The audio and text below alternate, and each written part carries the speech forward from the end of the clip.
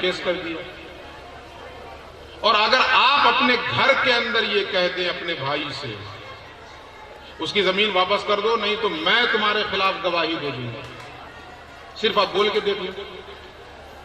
باپ چاہے جتنا بڑا عالم ہو بولے گا مولوی کا دماغ خراب ہو گیا، پگلا گیا ہے کیا دے، اپنے بھائی کے خلاف گواہی دینے جائے گا. اب پورا گھرانہ آپ کا دشمن ہو جائے گا. کیوں؟ اس لیے کہ آپ حق پر قائم ہو گئے نا. جب تک آپ حق پر قائم نہیں تھے سب کے آپ پیارے تھے، سب کے محبوب تھے، لیکن جو ہی حق پر قائم ہوئے زمانہ مختلف. حضرت لقمان نے نصیحت میں پہلے ہی کہہ دیا وَاصْبِرْ عَلَىٰ مَا أَصَابَكَ، اس راہ میں جو مصیبت پہنچے اس پر صبر کرنا. اور اس کے بعد کہا إِنَّ ذَلِكَ مِنْ عَزْمِ الْأُمُورِ، یاد رکھو یہ کام یعنی صبر کرنا بڑے ہمت کے کاموں میں سے ایک کام ہے، بڑے حوصلے کا کام ہے. یہ سب کے بس کی بات نہیں ہے. اس لیے جسے یہ حوصلہ نہیں ہو صبر کرنے کا وہ اس میدان میں قدم نہ رکھے. کیا ضرورت ہے دین کی دعوت کرنے کی؟ کیا ضرورت ہے کہ تم مبلغ بنو؟ کیا ضرورت ہے کہ دین کے داعی بنو؟ جاؤ کہیں پان کا ٹھیلا لگا لو، پان بیچو، چائے خانے کھول لو، ہوٹل کھول لو، چائے بیچو، مونگ پھلی بیچو. دین کی دعوت کے لیے نکلے اور جہاں کسی نے مخالفت کر دی بس اس کی دیا میا کر کے رکھ دیا. اور ہم یہ سمجھ رہے ہیں کہ ہم دائی بھی ہیں اور مبلغ بھی ہیں. ممکن ہی نہیں، امکان ہی نہیں. دین کا دائی تو وہ ہوتا ہے کہ اسے گالیاں دی جائیں، اس کے اوپر پتھر برسائے جائیں، مگر اس کے صبر اور استقامت میں ذرہ برابر لغزش نہ پیدا ہو. وہ ہے دین کا دائی اور وہ ہے دین کا مبلغ. معمولی سی الجھن ہوئی کہ پھسل گئے اس کے قدم، وہ دین کا دائی نہیں ہو سکتا. غالب نے بڑے پیارے انداز میں کہا کہ جس کو ہو جانو دل عزیز میری گلی میں آئے کیوں.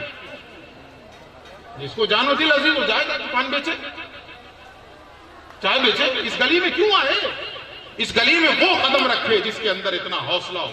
بقول حضرت خواجہ نصیر الدین چراغ دہلوی فرماتے ہیں کہ جو اس راہ میں قدم رکھے وہ اپنے اندر 3 چیزوں کا جذبہ رکھے. 3 چیزوں کا: فقیر کی جان، سنیں غور سے، فقیر کی جان، فقیر کا مال اور فقیر کی آبرو، تینوں امت محمد پہ قربان. جان بھی قربان کرنے کا جذبہ ہو، مال بھی قربان کرنے کا جذبہ ہو، اور سب سے بڑی چیز یہ ہے کہ آبرو تک قربان کرنے کا جذبہ.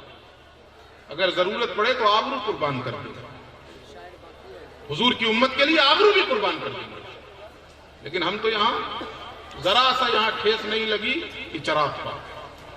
حضرت لقمان نے نصیحت کی وَاصْبِرْ عَلَىٰ مَا أَصَابَكَ، اس راہ میں قدم رکھے ہو، جو مصیبت پہنچے گی اس پر صبر کرنا.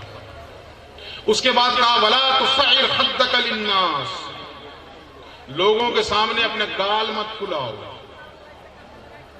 ایسے بیٹھے ہوئے ہیں ایک دم باروب شخصیت بن کر. وَلَا تَمْشِ فِي الْأَرْضِ مَرَحًا، زمین پہ اکڑ کر نہ چلو. ان اللہ لا يحب كل مختال فخور، اللہ رب العزت شیخی بگارنے والے اور مغرور کو دوست نہیں رکھتا ہے. ابھی آپ ترجمہ سنتے چلیں پھر میں آ جاؤں گا اس پر. وَاقْصِدْ فِي مَشْيِكَ، اپنی چال میں نرمی پیدا کرو. وَاغْضُضْ مِنْ صَوْتِكَ، اپنی آواز میں نرمی پیدا کرو، اپنی آواز پست رکھو. ان انکر الاصوات لصوت الحمیر، اس لیے کہ آوازوں میں سب سے بری آواز گدھے کی. کیوں ہے سب سے بری آواز گدھے کی؟ بے وجہ چلاتا ہے. بری آواز کیوں ہے؟ بے وجہ چلاتا ہے. گدھا بولیے، گدھا بے وجہ چلاتا ہے. بولیے گدھا، بولیے نا، بے وجہ چلاتا ہے. اب جو بے وجہ چلاتا ہے وہی گدھا ہے.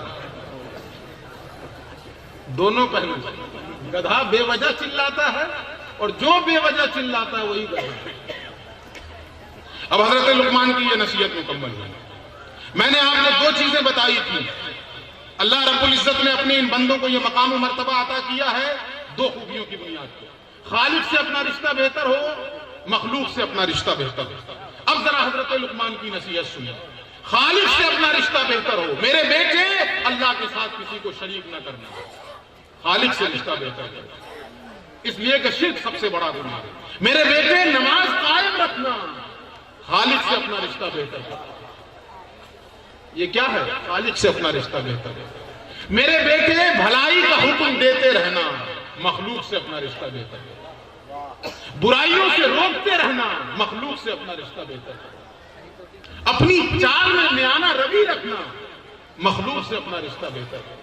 زمین پہ اکڑ کے نہ چلنا مخلوق سے اپنا رشتہ بہتر ہے۔ لوگوں کے سامنے غرور اور تکبر کا اظہار نہ کرنا مخلوق سے اپنا رشتہ بہتر ہے۔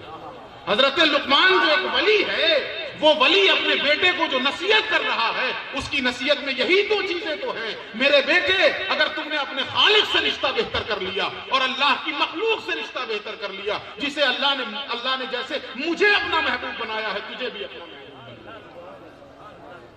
پوری نصیحت میں یہی تو ہے، اور کیا ہے؟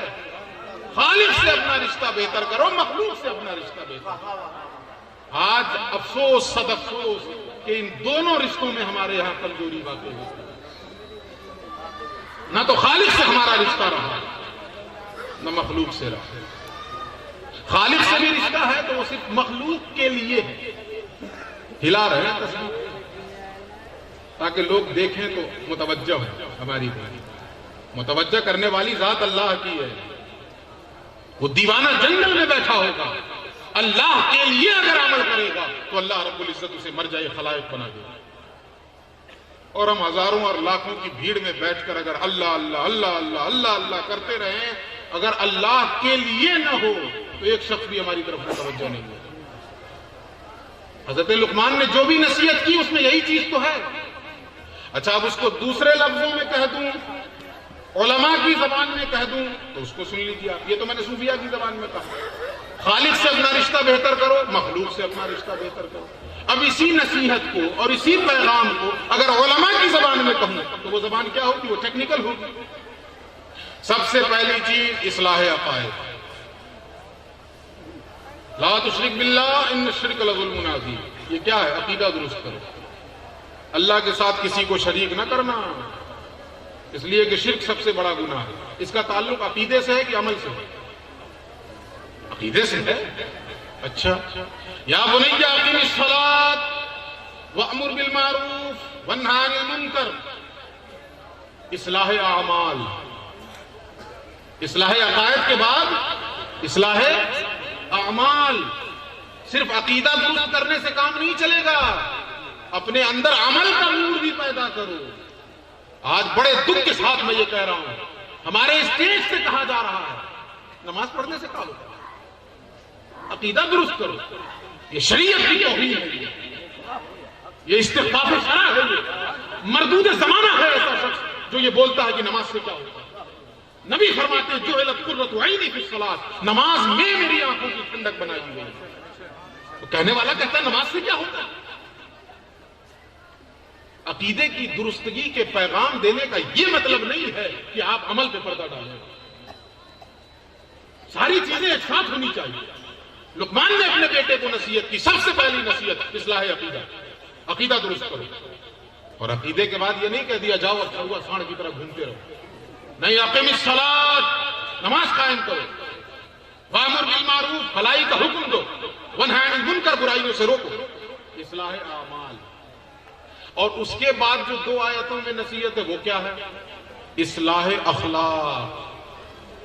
اخلاق بھی اپنے درست کرو، اخلاق بھی اعلیٰ کرو، اخلاق بھی بلند کرو۔ وَلَا تُصَعِّرْ خَدَّكَ لِلنَّاسِ، لوگوں کے سامنے گال نہ پھلاؤ۔ وَلَا تَمْشِ فِي الْأَرْضِ مَرَحًا، زمین پہ اکڑ کے نہ چلو، لوگوں سے محبت سے پیش آؤ۔ آج میں تھوڑی دیر کے لیے معذرت کے ساتھ کہہ رہا ہوں، میں کرسی میں بیٹھ کے کر رہا تھا اور حضرت کے جانشین نیچے بیٹھے، اگر اخلاق نہ ہوتی تو یہ غصہ ہو، ارے میرے سامنے کرسی پہ بدبخت ہے تو۔ ہوتا ہے کہ نہیں ہوتا آج کل؟ یہ وہ لوگ ہیں، یہ عاجزی ہے، یہ انکساری ہے۔ کرسی پہ بیٹھا ہے تو بیٹھا، کیا ہوا؟ اللہ والا نیچے بھی رہے گا تو وہ بڑا ہی رہے گا۔ ہمارے یہاں محاورہ کہا جاتا ہے کہ ہاتھی بیٹھا بھی رہے گا تو گدھا سے بڑا ہی رہے گا۔ ہم لوگ اپنے بڑکپن کو ظاہر کرنے کے لیے دیگر چیزوں کا سہارا لیتے ہیں، گال پھلاتے ہیں، لوگوں کے سامنے یوں آنکھ بھاؤں چڑھا کے بیٹھے رہتے ہیں، اور جو چیلے چپاڑی ہوتے ہیں نا وہ بھی کہتے ہیں دور رہو دور رہو حضرت جلال میں۔ وہ بھی بھگاتا ہے، دور ہٹو دور ہٹو، حضرت بہت جلال ہے۔ میرے بھائی تم کس کی مسند پہ بیٹھے ہو؟ نبی رحمت للعالمین کی مسند پہ ہو، جو نبی سراپا رحمت ہے، تم اس کے جانشین ہو اور تم جلال کی بات کر رہے ہو۔ جس نبی نے اپنوں اور بیگانوں سب کو غیر سے لگایا، رنگ اور نسل کی تفریق مٹانے آئے، مصطفیٰ غیر کو سینے سے لگانے آئے، اور تم اس کی مسند پہ بیٹھے ہو، لوگوں کو دور بھگا رہے ہو۔ نفرت کا ماحول تم نے پیدا کر رکھا ہے۔ یہ تصوف نہیں ہے، یہ صوفیہ کا طریق نہیں ہے۔ صوفیہ کا طریق اصلاح عقائد، اصلاح اعمال، اصلاح اخلاق۔ لوگوں کے سامنے گال نہ پھلاؤ، اکڑ کے نہ چلو، غرور کا اظہار نہ کرو، تکبر کا اظہار نہ کرو، چلو بھی چال میں میانہ روی ہے۔ لوگ دیکھ کے کہہ دیں کہ یہ کوئی عام انسان نہیں، اللہ کا ولی جا رہا ہے۔ وَعِبَادُ الرَّحْمَنِ الَّذِينَ يَمْشُونَ عَلَى الْأَرْضِ هَوْنًا، رحمان کے بندے تو وہ ہیں جو زمین پر عاجزی کے ساتھ چلتے ہیں، جو زمین پر نرمی کے ساتھ چلتے ہیں۔ ان کی چال دیکھ کر پتہ لگ جاتا ہے، کہا جاتا ہے نا کہ لفافہ دیکھ کر خط کے مضمون کا پتہ لگ جاتا ہے۔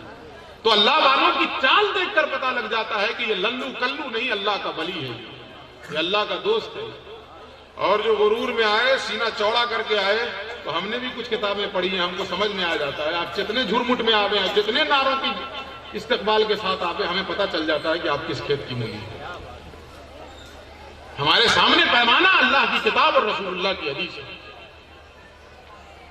تو تین چیزیں، اصلاح عقیدہ، اصلاح عمل اور اصلاح اخلاق۔ اپنے اخلاق کو بلند کریں۔ اللہ کے نبی کے جس عمل کی سب سے زیادہ تعریف اللہ نے کی ہے وہ عمل اخلاق۔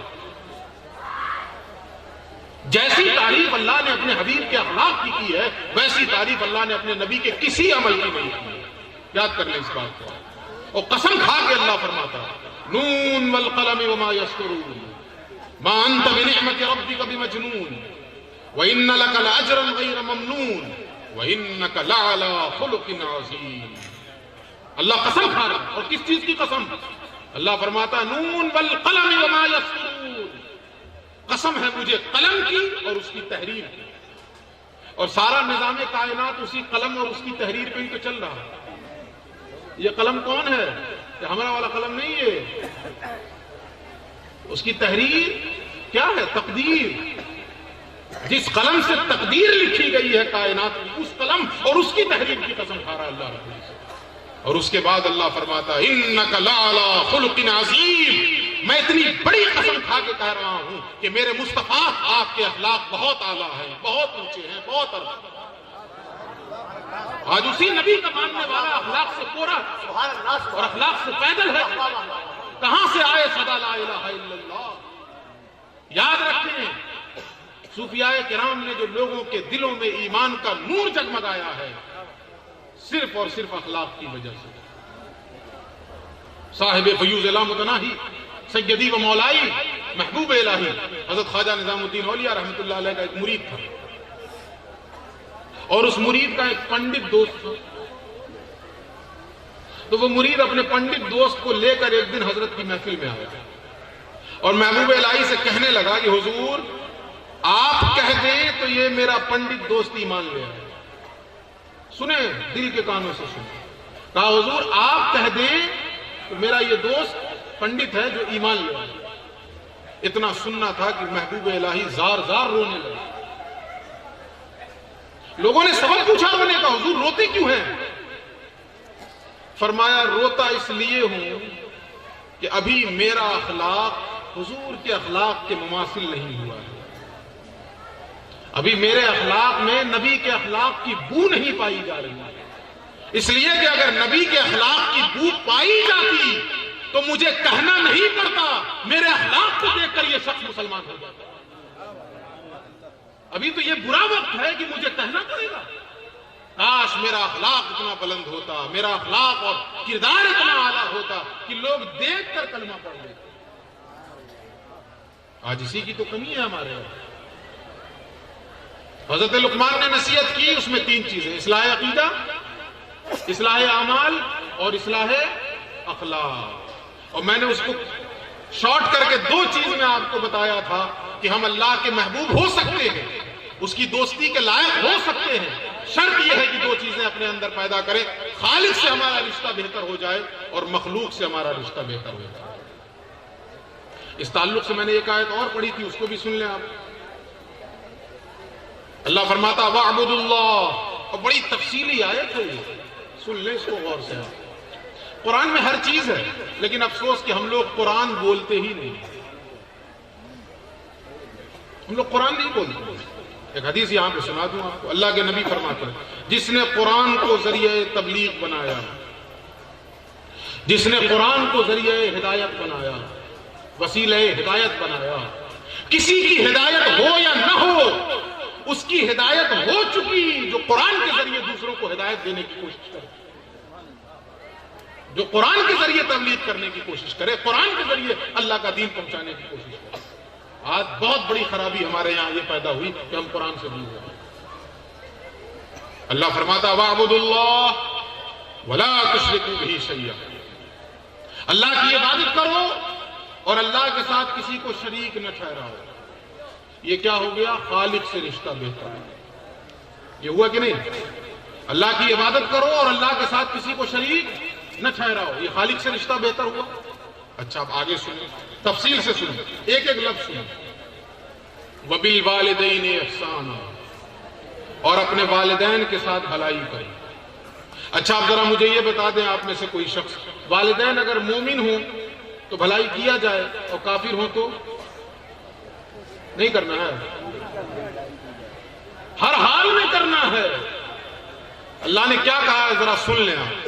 وَإِن جَاهَدَاكَ عَلَىٰ أَن تُشْرِكَ بِي مَا لَيْسَ لَكَ بِهِ عِلْمٌ فَلَا تُطِعْهُمَا وَصَاحِبْهُمَا فِي الدُّنْيَا مَعْرُوفًا۔ اللہ فرماتا ہے اگر تمہارے ماں باپ تمہیں شرک کا بھی حکم دیں، کس چیز کا حکم دیں؟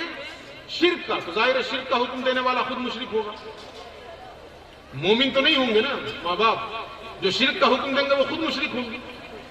تو اللہ فرما رہا اگر تمہارے ماں باپ تمہیں شرک کا بھی حکم دیں فلا تطیعہما، تو ان کی اطاعت نہ کرو، ان کی بات نہ مانو۔ لیکن یہ نہیں ہے کہ بات نہیں مانو جا کے تماچا مانو، یہ نہیں کہا اللہ نے، صرف اتنا کہا ہے کہ ان کی پیروی مت کرو، ان کی اتباع نہ کرو۔ اور آگے کیا فرماتا ہے؟ پوچھیں حفاظ سے اور علماء سے، اللہ فرماتا وَصَاحِبْهُمَا فِي الدُّنْيَا مَعْرُوفًا، دنیا میں ان کے ساتھ حسن سلوک کرتے رہو، دنیا میں ان کے ساتھ بھلائی کرتے رہو۔ یہ کیا ہے؟ اخلاق نہیں تو اور کیا ہے؟ مخلوق کے ساتھ رشتہ بہتر کرنا نہیں تو اور کیا ہے؟ یعنی کافر بھی ہو پھر بھی اس کے ساتھ حسن سلوک کرو۔ ماں باپ کافر بھی ہوں اس وقت بھی ان کا حق ختم نہیں ہوگا، حسن سلوک کرنا ہے تمہیں۔ وَبِالْوَالِدَيْنِ إِحْسَانًا، والدین کے ساتھ بھلائی کرو۔ وَبِذِي الْقُرْبَى، رشتہ داروں کے ساتھ بھلائی کرو۔ اچھا یہاں بھی کوئی قید ہے کہ رشتہ دار مومن ہو تب بھلائی کرو اور کافر ہو تو نہ کرو؟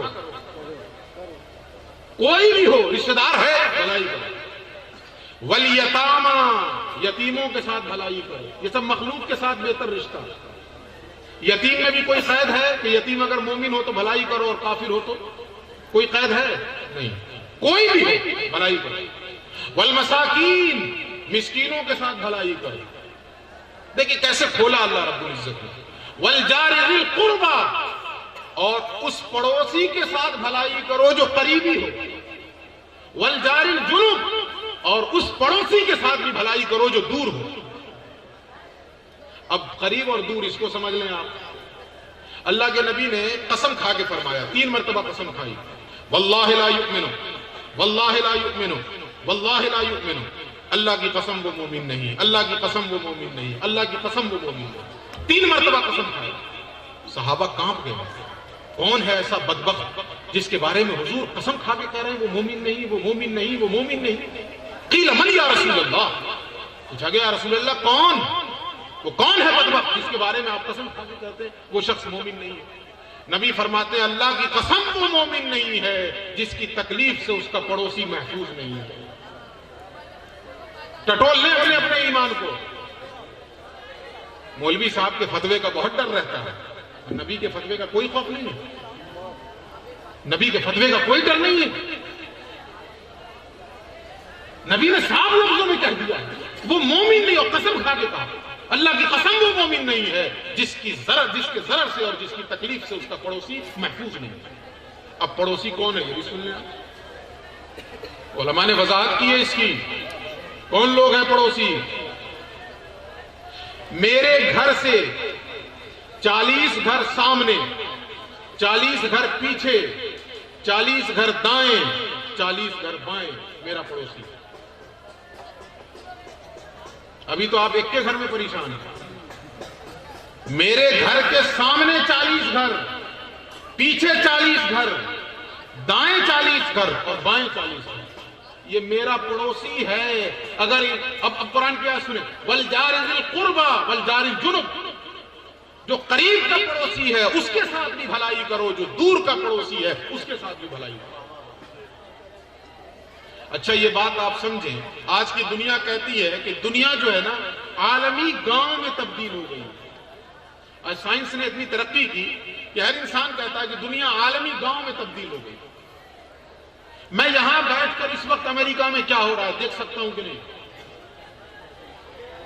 حتیٰ کہ آج تو دیکھا جا رہا ہے، لائیو زلزلہ آتے دیکھا جا رہا ہے، لائیو یہ زلزلہ آ رہا ہے، یہ مکانات گر رہے ہیں، یہ لوگ مر رہے ہیں، دیکھ رہا ہے کہ نہیں انسان؟ لائیو دیکھ رہا ہے۔ وہ سونامی کی لہریں اٹھی، اب آ رہی ہیں، بڑھ رہی ہیں، مکانات تباہ ہو رہے ہیں، لوگ بہ رہے ہیں، مر رہے ہیں، کٹ رہے ہیں، انسان دیکھ رہا ہے۔ عالمی گاؤں میں دنیا تبدیل ہوئی۔ لیکن مجھے بتائیں ذرا سا، اس تصور نے سسکتے ہوئے انسانیت کے زخم پہ کوئی مرہم رکھا؟ میں یہاں بیٹھ کے دیکھ رہا ہوں امریکہ میں تباہی آ رہی ہے، میرے دیکھ لینے سے ان کے دکھ کا علاج ہوا کوئی علاج؟ لیکن 1450 برس پہلے رسول اللہ نے جو گلوبلائزیشن کا تصور کیا ہے، دنیا کو جو عالمی گاؤں کا تصور دیا ہے، وہ تصور بھی ذرا اپنے پیش نظر رکھیں۔ محسن انسانیت نے جو تصور کیا ہے، دنیا عالمی گاؤں میں تو 1450 برس پہلے تبدیل ہو چکی تھی، پیغمبر نے تصور دے دیا تھا۔ اور وہ تصور کیا ہے؟ میرے گھر سے 40 گھر میرا پڑوسی ہے نا، میرا پڑوسی۔ اب میری ذمہ داری ہے کہ میں اپنے گھر کے ارد گرد 40 گھر کی خبر رکھوں، ان کی دستگیری کروں، ان کے گھر میں کوئی کمی ہو تو اسے پوری کروں۔ اب میں ایک گھر سے دوسرے گھر کی مثال نہیں دوں گا ورنہ بات لمبی ہو جائے گی۔ جو میرا 40واں گھر ہے، پھر اس کے گھر سے 40 گھر جوڑ لیجئے، اس کا پڑوسی ہوا کہ نہیں؟ پھر اس کا جو 40واں گھر ہے، پھر اس کے گھر سے جوڑ لیجئے 40 گھر، اس کا پڑوسی۔ اس طریقے سے آپ جوڑتے چلے جائیے، ہر 4 جانب 40 گھر، پوری دنیا ایک پڑوس میں تبدیل ہو جائے گی۔ ہو جائے گی کہ نہیں تبدیل؟ پوری دنیا ایک پڑوس میں۔ اور پھر پیغمبر کے اس فرمان کو پیش نظر رکھو، مومن نہیں ہو سکتے جب تک تمہارا پڑوسی تم سے مطمئن نہیں ہے۔ اب اگر یہاں کا انسان ہو اور صرف یہ تصور کر لے کہ ہمیں امریکہ نہیں اپنے پڑوسی کی مدد کرنا ہے، تو میں 40 گھر اگر دیکھ لوں گا، وہ 40واں 40 گھر دیکھ لے گا، وہ 40واں 40 گھر دیکھ لے گا۔ رسول اللہ کے اس تصور گلوبلائزیشن سے پوری دنیا میں امن قائم ہو جائے گا اور پوری دنیا کے ساتھ بھلائی اور اس میں سلوک بھی ہو جائے گا۔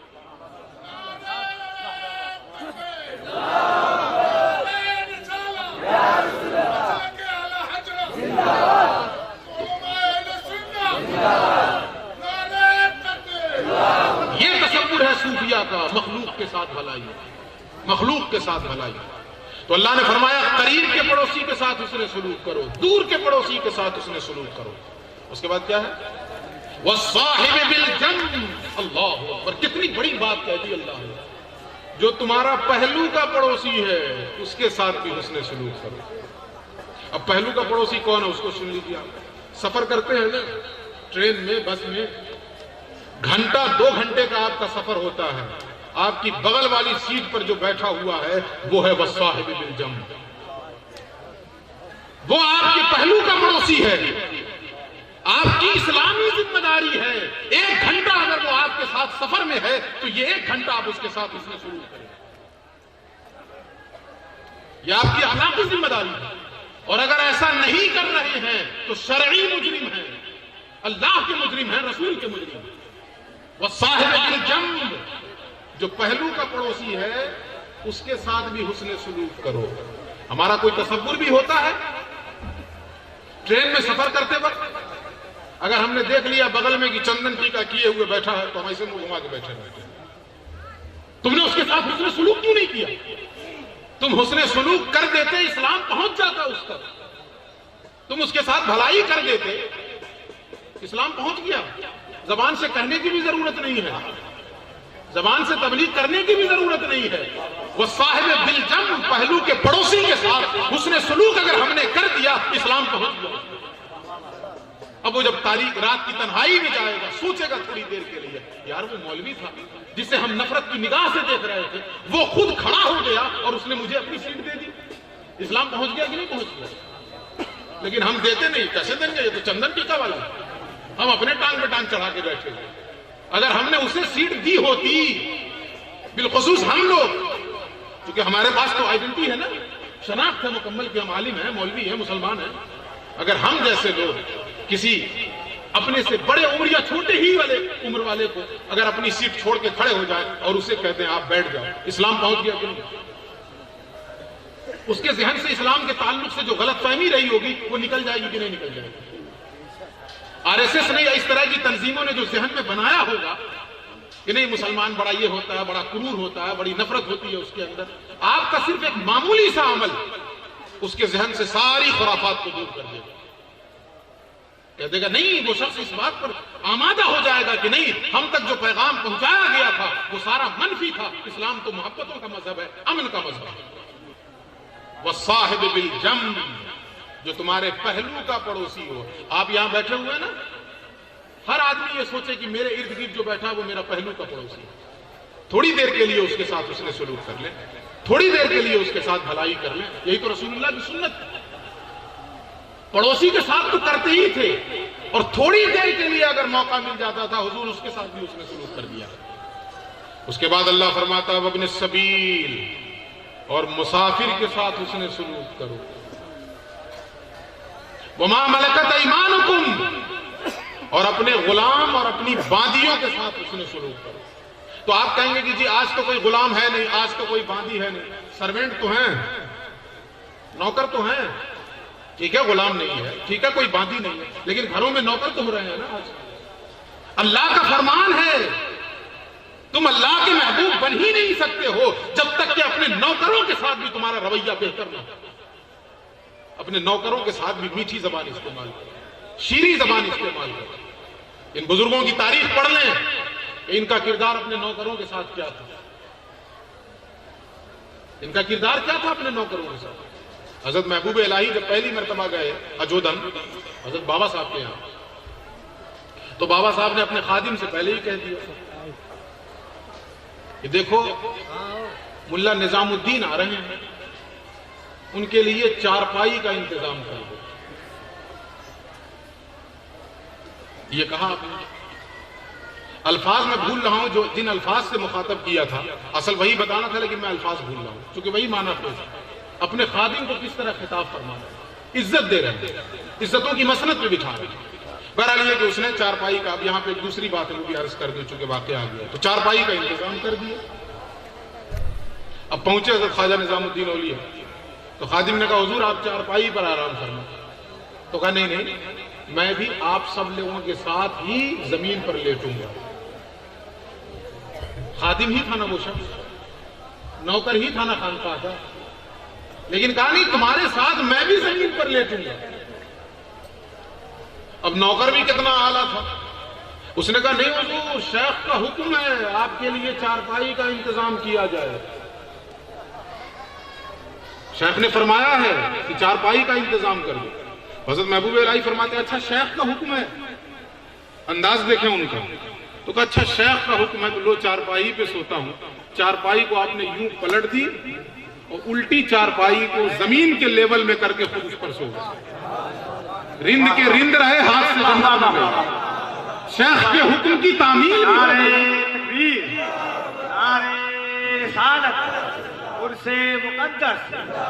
شیخ کے حکم کی تعمیل بھی ہو گئی, اور پھر خدام کے ساتھ جو خانقاہ کے خدام تھے ان خدام کے ساتھ آپ نے زمین کے لیول پہ اپنے آپ کو سنایا. وما ملکت ایمانکم, جو تمہارے ماتحت ہے, جو تمہارا نوکر ہے, اس کے ساتھ بھی بھلائی کرو. اس کے بعد پھر اللہ فرماتا ہے ان اللہ لا يحب من كان مختالا فخورا. وہاں بھی اللہ نے کہا، یہاں بھی اللہ نے کہا. بے شک اللہ رب العزت غرور پسند اور شیخی بگارنے والے کو دوست نہیں رکھتا ہے. اللہ دوست کسے رکھتا ہے؟ جس کے اندر دو خوبی پائی جائے. ایک تو جو انسان اپنے رب سے اپنا رشتہ بہتر کر لے، اپنے خالق سے اپنا رشتہ بہتر کر لے، اور دوسرے یہ کہ خالق کی جملہ مخلوق سے اس کا رشتہ بہتر ہو. جملہ مخلوق سے اس کا رشتہ بہتر ہو، جملہ مخلوق سے اس کا رشتہ بہتر ہو، سب تک بھلائی پہنچانا، سب تک بھلائی پہنچانا. حضرت غالباً شقیق بلخی رحمۃ اللہ علیہ کی بارگاہ میں ایک شخص آیا اور خانقاہ میں پڑھا ہے خانقاہ میں. تو آپ نے فرمایا اللہ کے بندے جا کے کچھ کام کیوں نہیں کرتے؟ کچھ کام کرو، یہاں پڑے ہو. تو خیر یہ کہ بادل ناخواستہ وہ نکل گیا. ایک جنگل پڑا راستے میں، اس نے دیکھا کہ اس جنگل میں ایک چڑیا ہے جو پروں سے معذور ہے، اس کے پر کٹے ہوئے، پیر بھی سلامت نہیں ہے، ایک جگہ بیٹھی ہے. اب یہ شخص غور سے دیکھنے لگا کہ دیکھوں اس کو رزق کیسے ملتا ہے. یہ دیکھنے لگا غور سے. اسی اثنا میں اس نے دیکھا کہ ایک دوسرا پرندہ اڑتے ہوئے آیا اپنی چونچ میں دانا لے کر، اور اس نے اس معذور پرندے کے منہ میں اپنی چونچ سے دانا ڈال دیا. تو یہ واپس آ گیا خانقاہ، جا رہا تھا کمانے کے لیے، پھر واپس آ گیا. حضرت نے دیکھا تو کہا پھر واپس آ گئے. گئے نہیں تو کہا گیا تھا اس وقت. تو کہا کیوں آ گئے؟ تو کہا اللہ کی رزاقیت پہ یقین ہو گیا اس لیے چلا گیا. کہا وہ کیسے؟ کہا میں نے جنگل میں ایک معذور پرندے کو دیکھا اور میں یہ سوچ رہا تھا کہ وہ پیٹ کیسے بھرے گا اپنا. اسی اثنا میں نے دیکھا کہ دوسرا پرندہ اپنی چونچ میں دانا لے کر آیا اور اس نے اس معذور پرندے کے منہ میں دانا ڈال دیا. تو جب اللہ رب العزت اس معذور پرندے کو روزی دے سکتا ہے تو مجھے کیوں نہیں دے گا؟ میں بھی خانقاہ میں بیٹھا اللہ اللہ کروں گا، اللہ مجھے روزی دے گا. اس کے جواب میں حضرت نے پیٹھ نہیں تھپتھپائی، شاباشی نہیں دی، واہ واہ بڑا ایمان تمہارا مضبوط ہو گیا. کہا بے وقوف، تم نے اس پرندے کی طرح بننا پسند کیا جو معذور تھا. کاش تم یہ دیکھ کر یہ سبق حاصل کرتے کہ اللہ مجھے اس پرندے کی طرح بنا دے کہ میں بھی محنت کروں، اپنی چونچ میں دانا لے کر آؤں اور امت کے غریبوں کا پیٹ بھرنے کی کوشش کروں. تمہیں تو یہ عبرت حاصل کرنی چاہیے. تم نے یہ عبرت لی، یہ نصیحت حاصل کی. جاؤ جا کر محنت کرو اور اس جذبے سے محنت کرو کہ اللہ کی مخلوق کا پیٹ بھرنے کا انتظام تم کرو. دو رشتہ خالق سے بہتر کرے، مخلوق سے بہتر کرے. جس طریقے سے اللہ رب العزت نے ان مشائخ کو اپنا محبوب بنایا تھا، ہمیں اور آپ کو بھی اللہ اپنا محبوب بنا لے گا. دوران گفتگو اگر کچھ اچھی بات ہوئی اللہ و رسول کی جانب سے، جو کمیاں اور کوتاہیاں ہوئیں وہ میری جانب سے، اور میں ان کمیوں اور کوتاہیوں کے لیے اعلانیہ توبہ کرتا ہوں. استغفر اللہ ربی من کل ذنب واتوب الیہ. عطا اسلاف کا جذبہ دروں کر، شریک زمرے لا یحزنوں کر، خرت کی گتھیاں سلجھا چکا میں، میرے مولا مجھے صاحب جنوں کر، میرے مولا مجھے صاحب جنوں کر، میرے مولا ہمیں صاحب جنوں کر. وآخر دعوانا ان الحمدللہ رب العالمین. السلام علیکم ورحمۃ اللہ وبرکاتہ.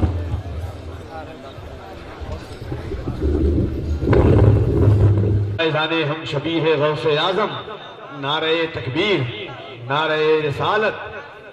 نبی کے لطف و کرم کا نظام چلتا ہے کہ بادشاہ سے آگے غلام چلتا ہے.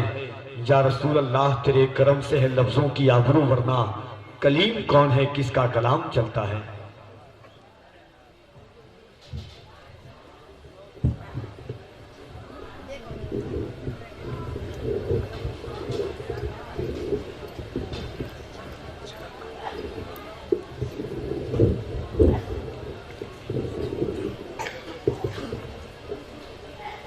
منبر رسول پر باوقار علماء اہل سنت پیر طریقت رہبر شریعت حضرت علامہ مولانا غلام رسول صاحب قبلہ، حضرت علامہ مولانا ارشد افضلی صاحب، مولانا عارفین صاحب نقیب اعظم ہندوستان حضرت کفیل انور صاحب تشریف فرما ہے.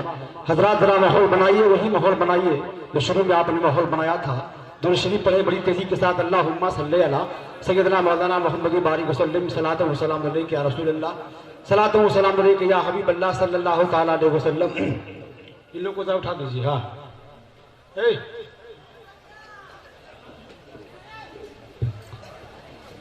عقیدت مسکراتی ہے، زور سے ہاں بہت آپ آرام کر لیے ہیں ہے نا. عقیدت مسکراتی ہے عقیدت مسکراتی ہے عقیدہ جگمگاتا ہے عقیدت مسکراتی ہے عقیدہ جگمگاتا ہے عقیدت مسکراتی ہے عقیدہ جگمگاتا ہے کہ عقیدت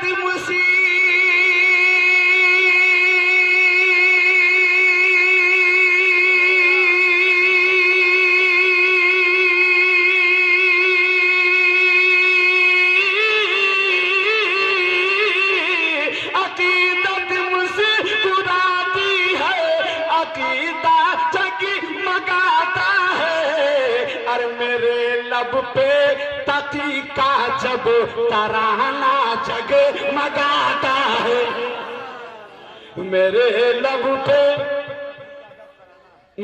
لب پہ تقی کا جب ترانہ جگمگاتا ہے عقیدت مسکراتی ہے عقیدہ جگمگاتا ہے. اور بطور خاص شعر پیش کر رہا ہوں سماعت فرمائے. تجلی جمال شہ بہاؤالدین سے دیکھو ایک ہاتھ شاہ قاسم کے نام پر ایک ہاتھ شاہ تقی کے نام پر اٹھا کر بول دو سبحان اللہ زور سے بول دو سبحان اللہ یہاں سے ایک ہاتھ زور سے بول دو سبحان اللہ. تجلی جمال شہ بہاؤالدین کے سے دیکھو تجلی جمال شہ بہاؤالدین سے دیکھو کہ تجلی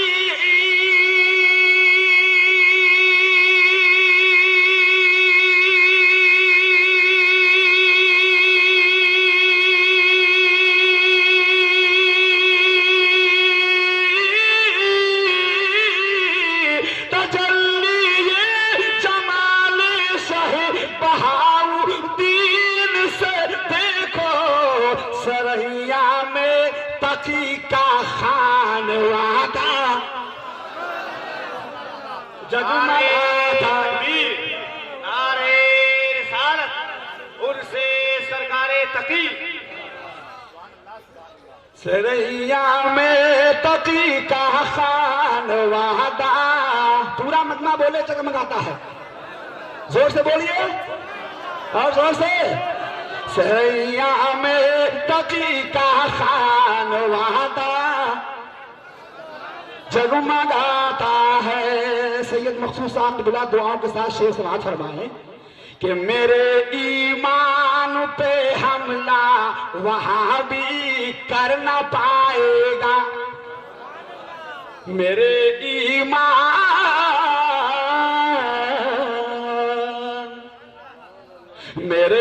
ایمان پہ حملہ وہاں بھی کر نہ پائے گا کہ میرے ایمانی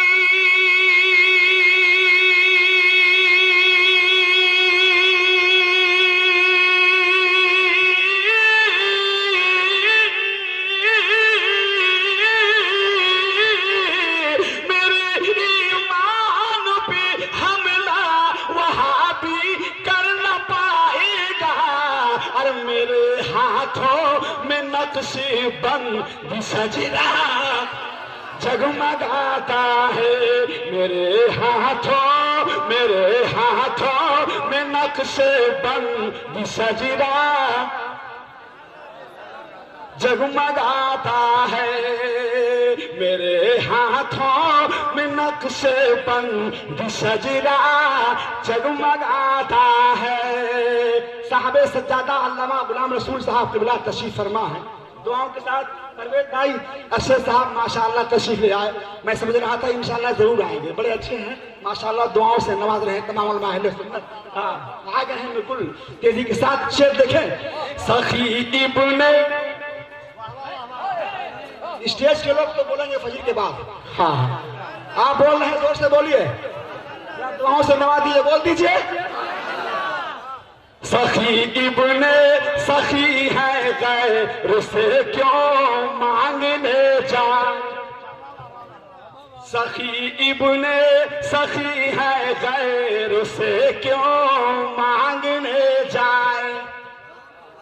बोल दीजिए जोर से, अरे हाथ उठा कर तो लहरा का बोल दीजिए सुभान अल्लाह। सखी इब्ने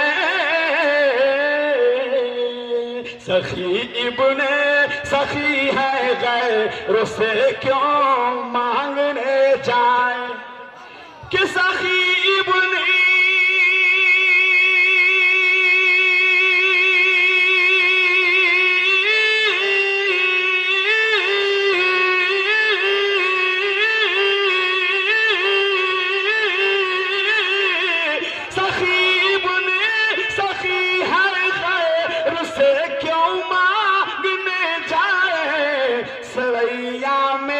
तकी का जब सरैया में तकी जब मेरा दाता जगमगाता है, सरैया में तकी जब मेरा दाता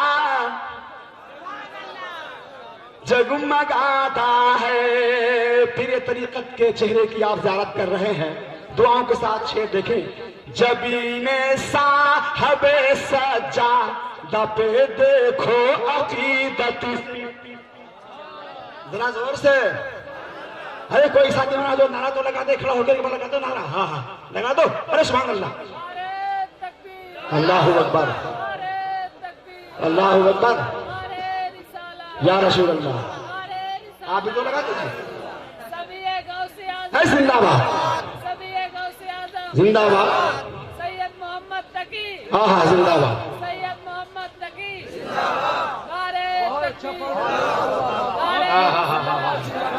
आप भी तो लोग लगा दीजिए, खड़े हुए कब्बे साहब में, माशाअल्लाह बड़ा अच्छा लग रहा है, सुभान अल्लाह। शेर देखिए तो तुफैल भाई। जबीने साहबे सजाद पे देखो अकीदत से,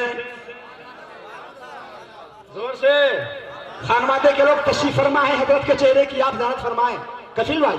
जबीने साहब सजाद पे देखो अकीदत से, कि जबीने साहबी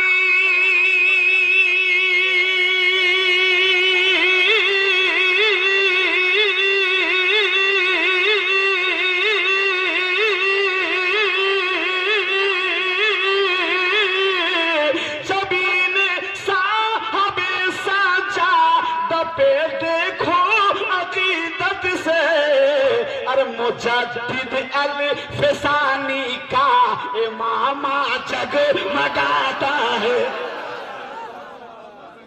मुजद्दिद अल फसानी का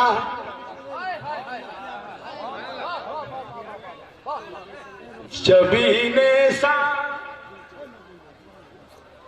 कफील भाई माशाअल्लाह। जबीने साहबे सजाद पे देखो अकीदत से, कि जबीने साहबी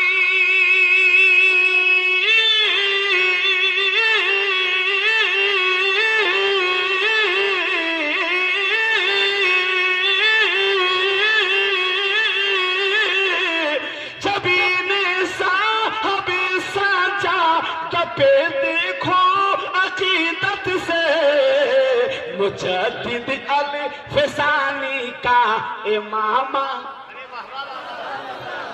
जगमगाता है, मुजद्दिद अल फसानी का इमामा जगमगाता है।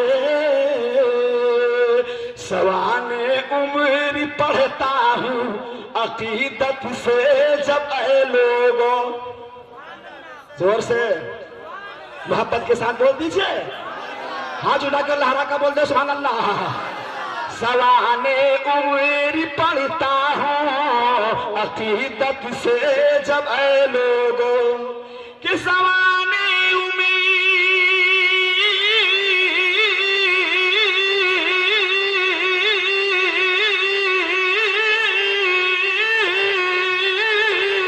پڑھتا ہوں عقیدت سے جب اے لوگوں تو نظروں میں تقی کا حسین تقوی جگمگاتا نعرہ تکبیر نعرہ حسین حضوری زندہ باد فیضان حضور سید قاسم بابا زندہ باد فیضان ہم شبیہ غوث اعظم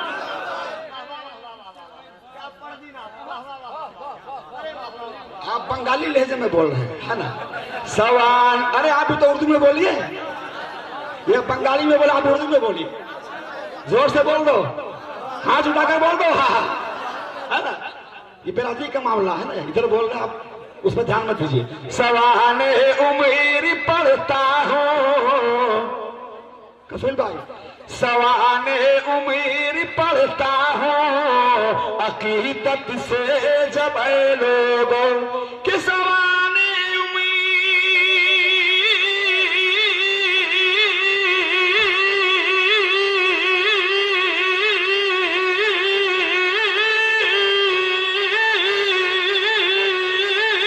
امید پڑھتا ہوں عقیدت سے جب اے لوگوں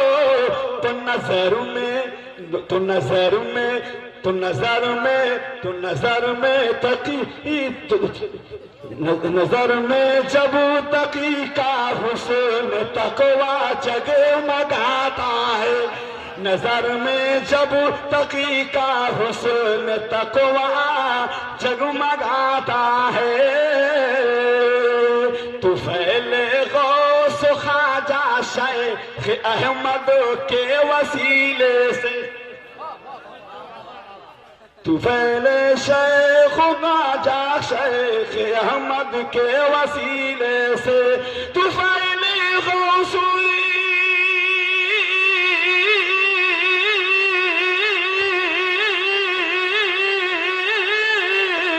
تو فیل غوث خواجہ شیخ احمد کے وسیلے سے یہ خوشتر اولیاء سے پاک صدقہ جگمگاتا ہے یہ خوشتر اولیاء سے پاک صدقہ جگمگاتا ہے عقیدت مسکراتی ہے عقیدہ جگمگاتا ہے کہ عقیدت مسکراتی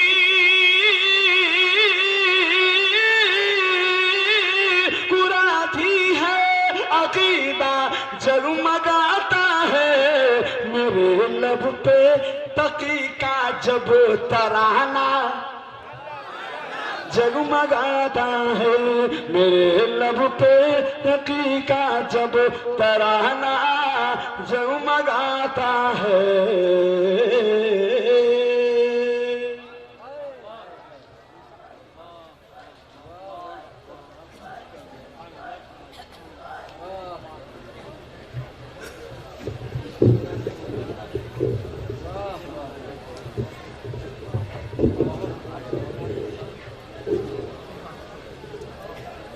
چشم کرم ہم پہ شاہ سرائیاں جو ڈال دیں بگڑا ہوا نصیب ہمارا سنبھال دیں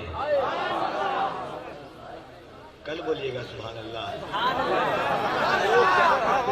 آرام کر لیجئے بالکل آنے والے سال سے اب جو آنے والا سال ہے تو آپ اس طریقے سے پیچھے والے حضرات بیٹھے ہوئے ہیں حضرت سے گزارش کر دی جائے گی گدا تکیہ رضائی بستر کھینڈا کمبل سب کا انتظام کر دیا جائے گا سو کر کے سبحان اللہ بولیے گا یہی چاہتے ہیں ہاں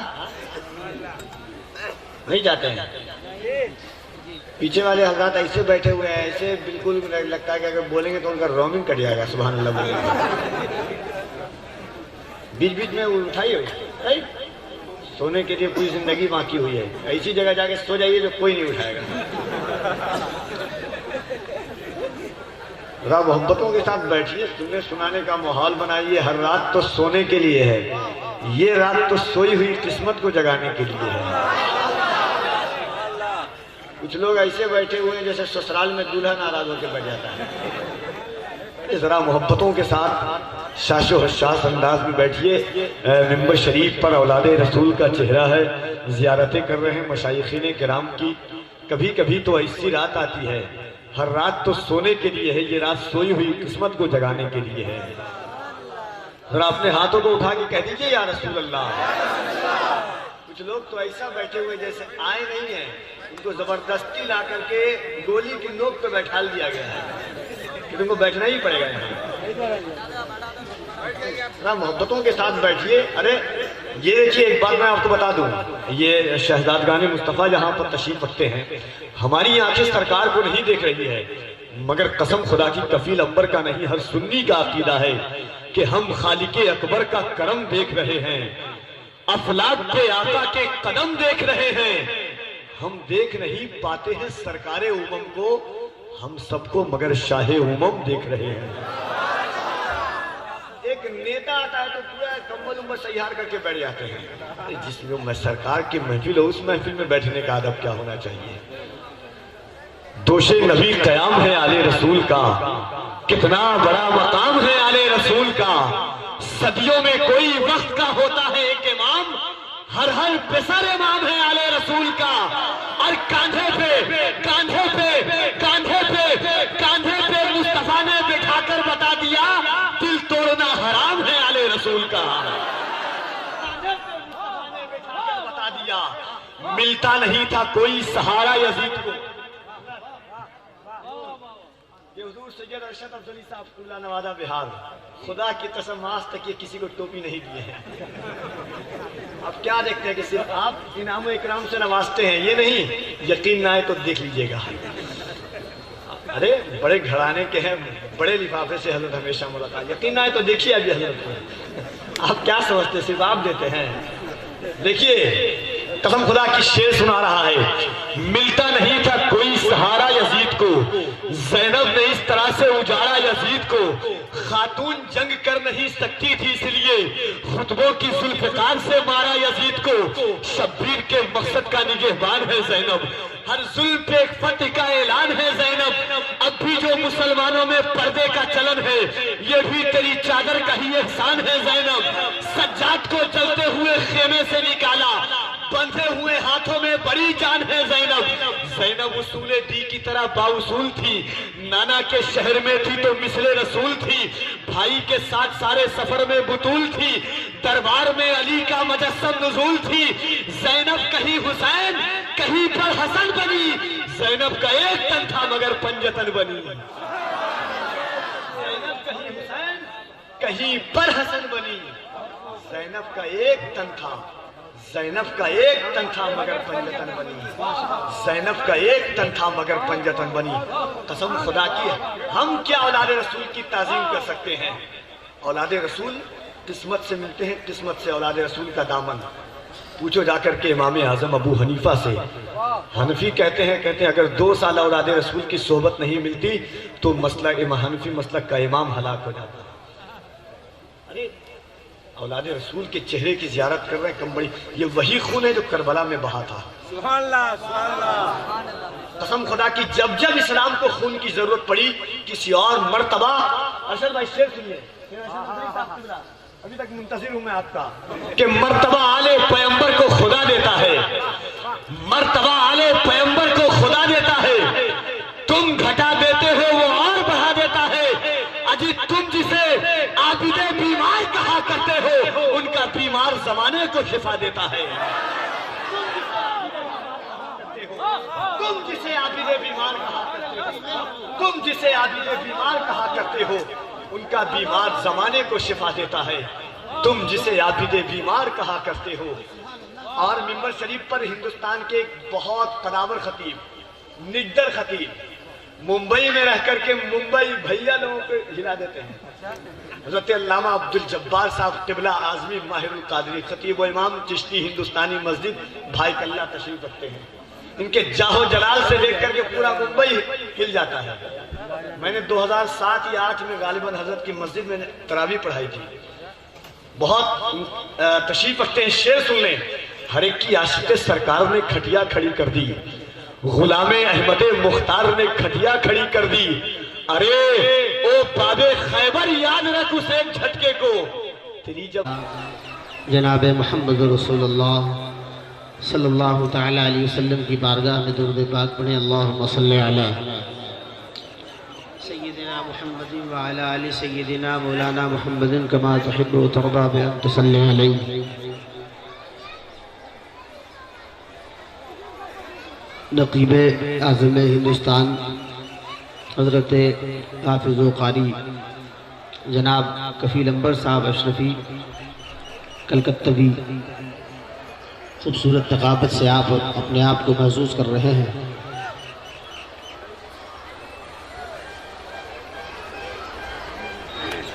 उर्स की आखिरी कड़ी में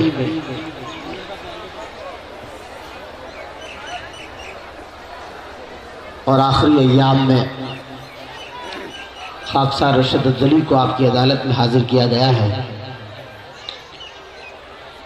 जो कुछ अपने बुजुर्गान दीन की बारगाह से सीखने को मिला है आप तक रखने की सआदत हासिल करूंगा।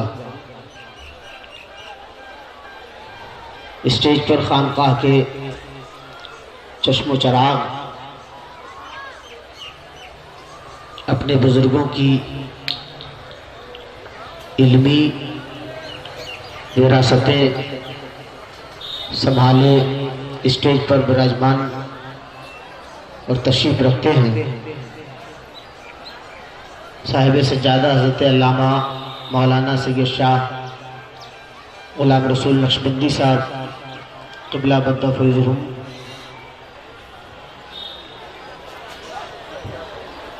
इनका हुक्म हुआ रात में अगर आपकी बारी नहीं आई तो दिन में आपको रहना है। मैं खानकाह का अदना खादिम हूँ और खानकाही रंगो रोगन में जीने की कोशिश करता हूँ। अल्लाह करे कि मौत आए तो इसी रंग पर आए। हमारी और आपकी खुशनसीबी और मुश्तरका खुशनसीबी है कि आज हमारा एक पाकीज़ा सफ़ात बुजुर्ग के उर्स में तशरीफ रखते हैं। हज़रत शाह नक्शबंद की दुआ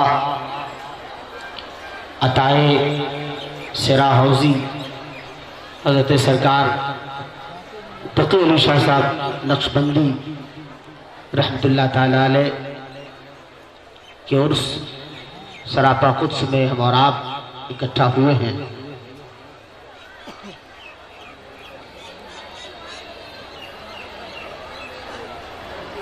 उफ्ता और ख़ज़ा न जाने कहां कहां से लोग चल कर आए हैं। कितनी मुसीबतों को झेल कर, न जाने कितनी सऊबतों को बर्दाश्त कर कर आप यहां आए हैं। इतनी मुसीबत उठाने के बाद भी अगर आप खाली हाथ लौटेंगे तो ये हमारी और आपकी हिरमा नसीबी होगी। जबकि रात से ही जलसे में इस बात का अयादा बार बार किया जा रहा है कि इस आस्ताने से कोई खाली वापस नहीं जाता है।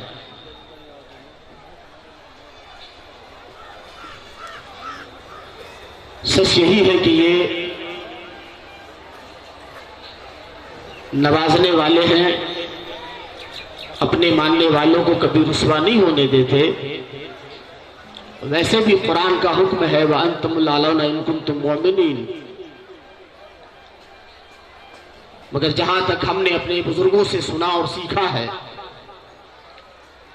उसूल खानकाहियत पर अगर हमारा अमल नहीं रहा ہماری حاضری کہیں نہ کہیں بیکار جائے گی۔ میرے بھائی، سال میں ایک مرتبہ یہ وقت ہمارے ہاتھ آتا ہے، اس وقت کو ہم نے اگر میلہ اور ٹھیلا میں ضائع کر دیا، گھومنے پھرنے